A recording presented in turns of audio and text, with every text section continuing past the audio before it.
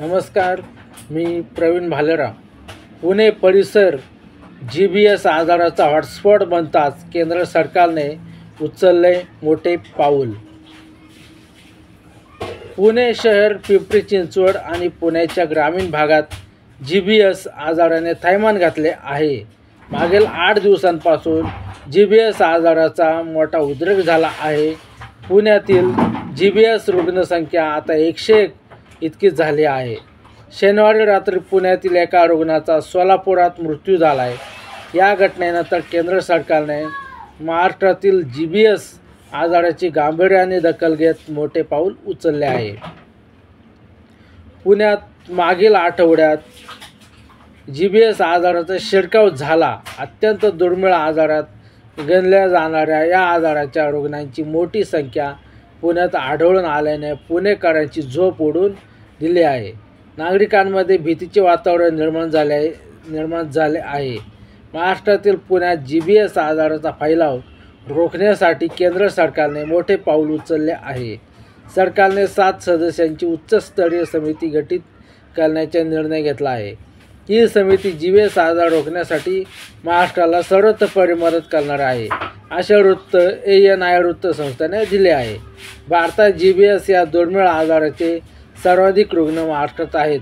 विशेषतः पुण्यात या रुग्णांची संख्या सर्वाधिक आहे. पुणे शहर आणि परिसर GBS आजाराचा हॉटस्पॉट बनला आहे. पुण्यातील रुग्णांच्या संख्येने 100 पार केली आहे. त्यामुळे जनतेने भीतीचे वातावरण पसरले आहे. हा आजार नेमका कशामुळे होतो याविषयी जनतेत अजूनही संभ्रम आहे. दूषित पाणी, शेळे व अस्वच्छ अन्न सह आदी कारणे सांगितली जात आहेत. मात्र अद्याप ठोस कारणाचा शोध लागलेला नाही. पुण्यात रविवारी 26 रोजी GBSच्या रुग्णसंख्येत मोठी वाढ झाली आहे. पुण्यात GBS रुग्णांची संख्या आता 101 इतकी झाली. GBS पुण्यात 100 पार झाल्याने आता सर्वांचेच धाबे जाणून गेले आहेत. पुण्यात GBSचे एकूण 101 रुग्ण आहेत. त्यातील 62 रुग्ण पुणे ग्रामीण, 19 पुणे महापालिका, 14 पिंपरी चिंचवड महापालिका क्षेत्रातील आहेत. तर इतर 6 रुग्ण इतर जिल्ह्यातील आहेत. त्यामध्ये 68 पुरुष व 33 महिला आहेत. यापैकी 17 रुग्ण व्हेंटिलेटरवर आहेत. रुग्णांमध्ये तीव्र लक्षणे दिसून येत असल्याने त्यांना खाजगी रुग्णालयांमध्ये दाखल करण्यात आले आहे. प्रशासनाकडून पाणी उकळून पिण्याचा सल्ला दिला जात आहे. पुण्यात प्रशासनाने घरोघरी जाऊन जनजागृतीचे काम सुरू केले असून संशयितांची माहिती संकलित केली जात आहे. राज्य पातळीवरही उपाययोजना सुरू करण्यात आल्या आहेत. पण या आजाराचे सर्वाधिक रुग्ण पुण्यात आढळून येत असल्याने देशाचे लक्ष कोरोनानंतर पुन्हा कदाचित GBSकडे वळले आहेत.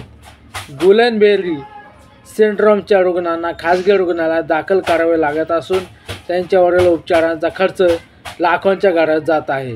IVIG इंजेक्शन आणि प्लाझ्मा फेरॅसिस या दोन्ही उपचार पद्धती महागड्या आहेत. या पार्श्वभूमीवर आता ससून रुग्णालय आणि महापालिकेचे कमला नेहरू रुग्णालय येथे मोफत उपचार उपलब्ध करून देण्याचा निर्णय घेतला गेला आहे.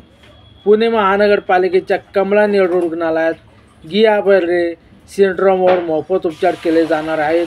यासाठी रुग्णालयामध्ये 50 बेड आरक्षित करण्यात आले असून 15 ICU बेडही कमला नेहरू रुग्णालयात आरक्षित करण्यात आले आहेत.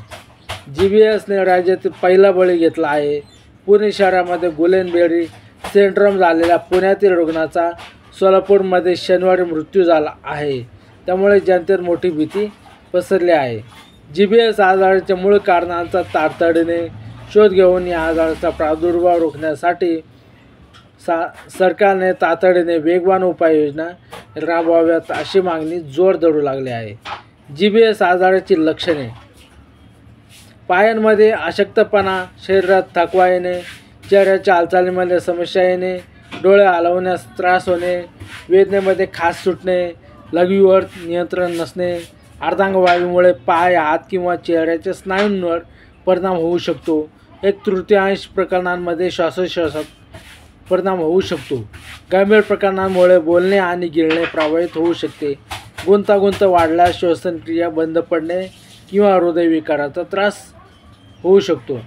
श्वसनात त्रास होणे, हातपायांना झिंझिण्या येणे, रक्तदाबाची समस्या निर्माण होणे, चालताना अडचण येणे, चेहऱ्यावर कमजोरी येणे, अतिसार होणे इत्यादी लक्षणांचा समावेश आहे.